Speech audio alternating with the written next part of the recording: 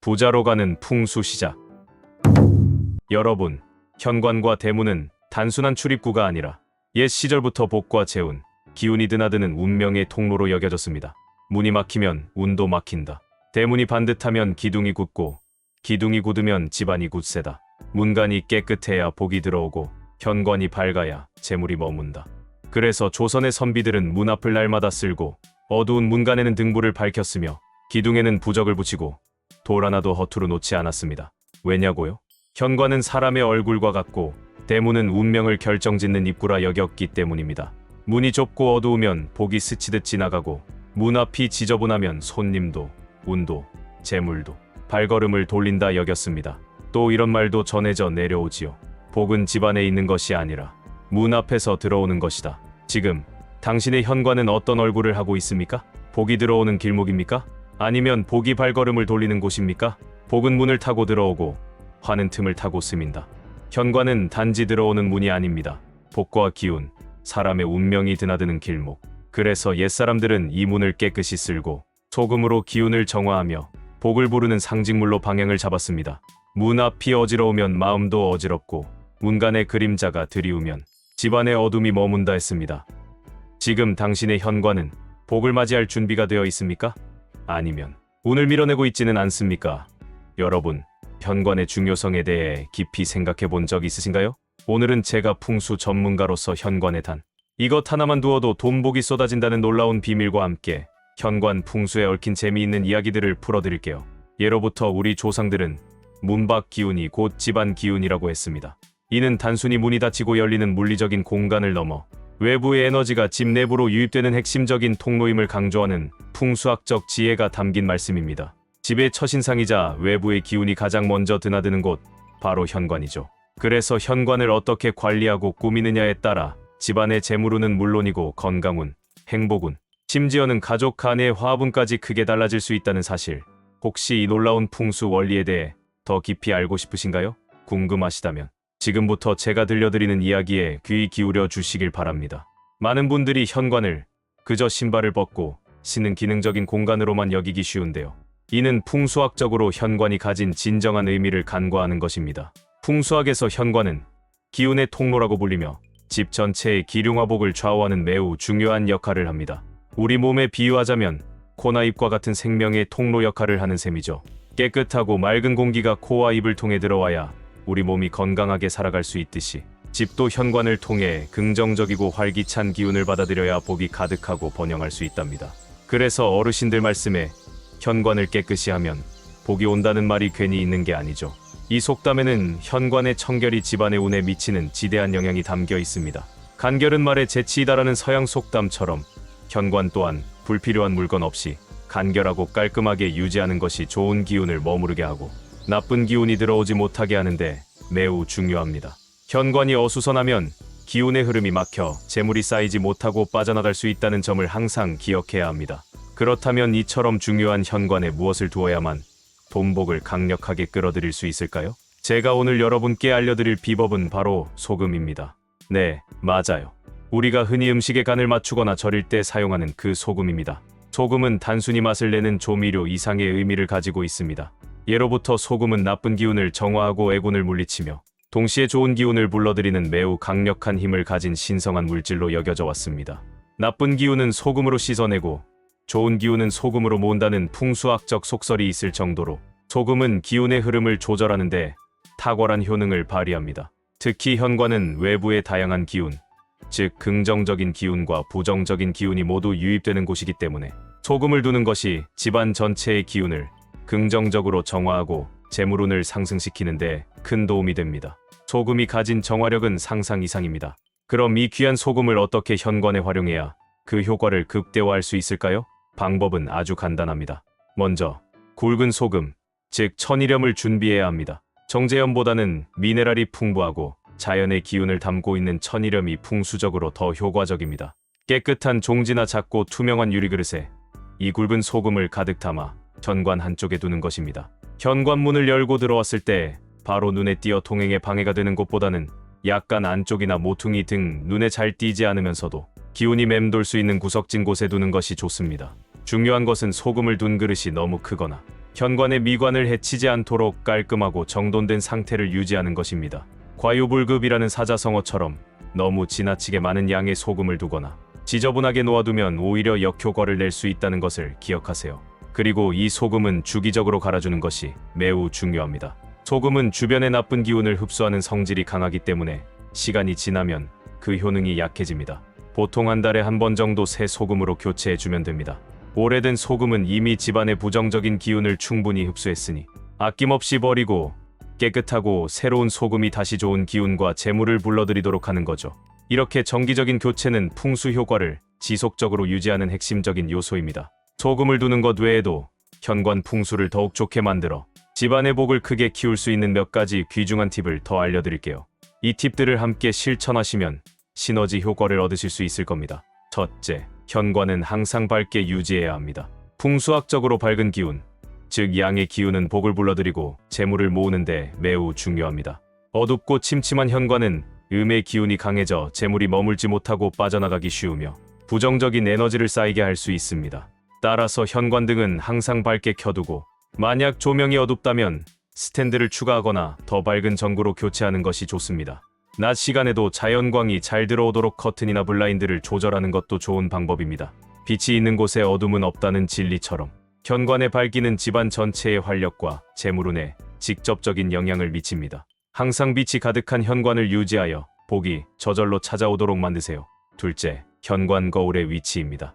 많은 분들이 편리함을 위해 현관에 거울을 두시는데 풍수학적으로 현관 거울의 위치는 매우 신중하게 고려해야 합니다. 현관문을 열었을 때 바로 정면에 거울이 보이는 것은 피해야 합니다.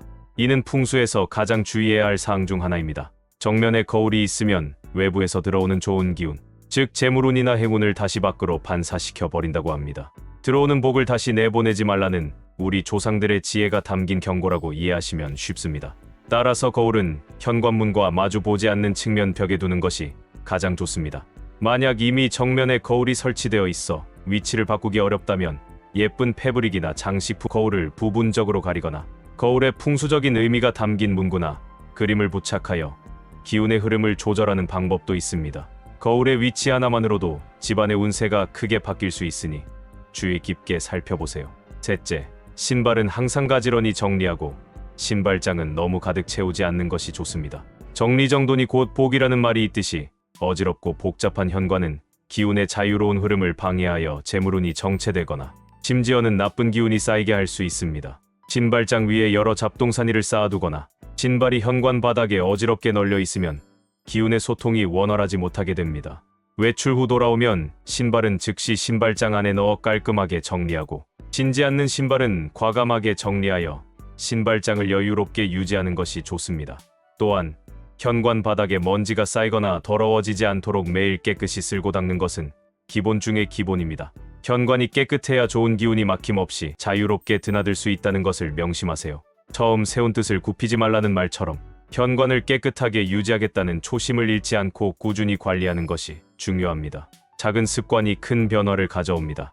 넷째, 현관에 생기 있는 식물을 두는 것도 매우 좋은 방법입니다. 식물은 살아있는 기운, 즉 생명력을 발산하여 현관에 활력을 불어넣고 나쁜 기운을 정화하며 긍정적인 에너지를 확산시키는 역할을 합니다. 특히 잎이 둥글고 풍성한 식물, 예를 들어 관음죽이나 금전수, 스투키 등은 재물운을 불러들이는 데 좋다고 알려져 있습니다. 식물은 또한 실내 공기를 정화하는 기능도 있어 건강에도 긍정적인 영향을 미칩니다. 하지만 너무 크거나 통행에 방해가 되는 식물은 피하는 것이 좋으며 식물이 시들거나 병들지 않도록 꾸준히 관리해주는 것이 중요합니다. 시든 식물은 오히려 나쁜 기운을 불러올 수 있으니 주의하세요. 징그러운 풀잎에 이슬 맺히듯 복이 맺힌다는 우리 조상들의 말처럼 작은 식물 하나가 현관의 분위기와 기운을 크게 좋게 바꿀 수 있습니다. 항상 생기 넘치는 식물을 두어 현관을 더욱 활기찬 공간으로 만드세요.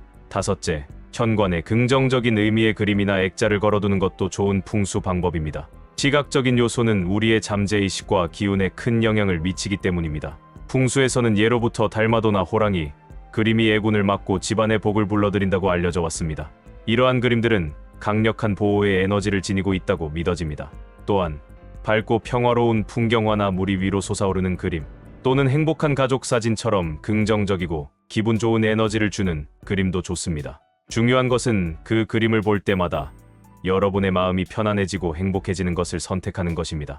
그림의 색상은 밝고 화사한 것이 좋으며 어둡거나 우울한 느낌을 주는 그림은 피해야 합니다. 좋은 그림은 눈을 즐겁게 하고 마음을 풍요롭게 한다는 격언처럼 현관에 걸린 그림 하나가 집안 전체의 분위기를 긍정적으로 변화시키고 좋은 기운을 유도하는 역할을 할 수 있습니다.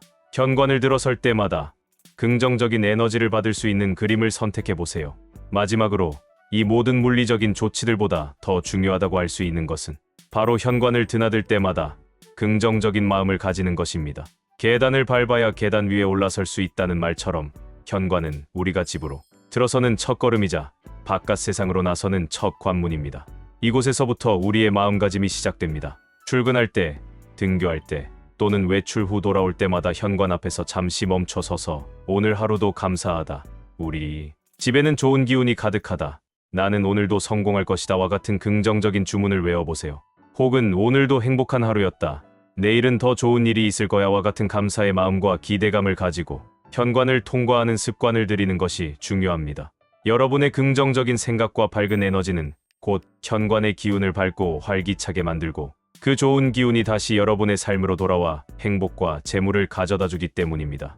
마음이 곧 풍수라는 말처럼 여러분의 마음가짐이 곧 현관의 기운을 결정하고 그 기운이 다시 여러분에게 풍요로운 복으로 돌아오는 것입니다. 생각의 힘은 위대합니다. 자, 어떠세요? 현관에 소금 하나 두는 것만으로도 이렇게 많은 풍수적 의미를 담고 있으며 현관 관리가 우리 삶에 얼마나 지대한 영향을 미치는지 이해가 되셨나요? 오늘 제가 풍수 전문가로서 알려드린 팁들을 활용해서 여러분의 현관을 단순히 드나드는 공간이 아닌 돈복 쏟아지는 행운의 통로로 변화시켜 보세요. 작은 변화가 큰 결과를 만든다는 우리 조상들의 지혜로운 말처럼 현관의 작은 변화가 여러분의 삶에 생각지도 못한 큰 행복과 재물을 가져다 줄 것입니다. 오늘부터 당장 현관 풍수에 신경 써서 부자 되는 기적을 경험하시길 진심으로 바랍니다. 여러분의 삶에 긍정적인 변화와 풍요로움이 가득하기를 기원합니다. 원룸이나 오피스텔 풍수도 있으니 시청해보세요. 투자로 가는 풍수 끝. 안녕하세요. 여러분, 풍수 지킴이 부자로 가는 풍수입니다. 작지만 실용적인 원룸이나 호스텔, 오피스텔에 살고 계시다면 집중을 해서 보시면 재물복과 금전운을 가져다 줄 것입니다. 작은 공간일수록 좋은 기운도 흉하고 나쁜 기운도 더욱 빠르게 다가온다는 것을 명심하고 들으셔야 합니다. 자, 그럼 시작해 볼까요? 첫 번째, 현관. 현관은 복이 들어오는 첫 번째 관문입니다. 좁은 공간일수록 신발은 무조건 안쪽으로 정리. 지저분한 물건은 절대 안 돼요. 현관이 무조건 깨끗해야 돈도 행운도 찾아온다는 사실 꼭 기억하셔야 합니다. 두 번째, 침대 배치. 침대는 방문에서 대각선 방향으로 놓는 게 제일 좋습니다. 그리고 머리맡에는 창문이 없어야 음기 가득한 기운을 막고 숙면을 취할 수 있답니다. 만약 창문이 있다면 커튼으로 반드시 가려주어야 합니다. 편안한 잠을 위해 음기를 막고 좋은 기운이 내 침실 공간에 순환할 수 있게 만들어 주어야 합니다. 세 번째, 주방에는 날카롭거나 뾰족한 물건들은 감추어 두어야 합니다. 보기에도 좋지 못한 날카로운 칼, 뾰족한 포크나 젓가락 등은 흉한 기운을 계속해서 뿜어내기 때문에 겉으로 드러나 있다면 결코 좋을 리가 없습니다. 그리고 주방 창가의 작은 화분을 활용하면 생기 있는 기운과 함께 금전운을 높여줍니다. 네 번째, 작은 공간일수록 색깔을 활용해 보세요.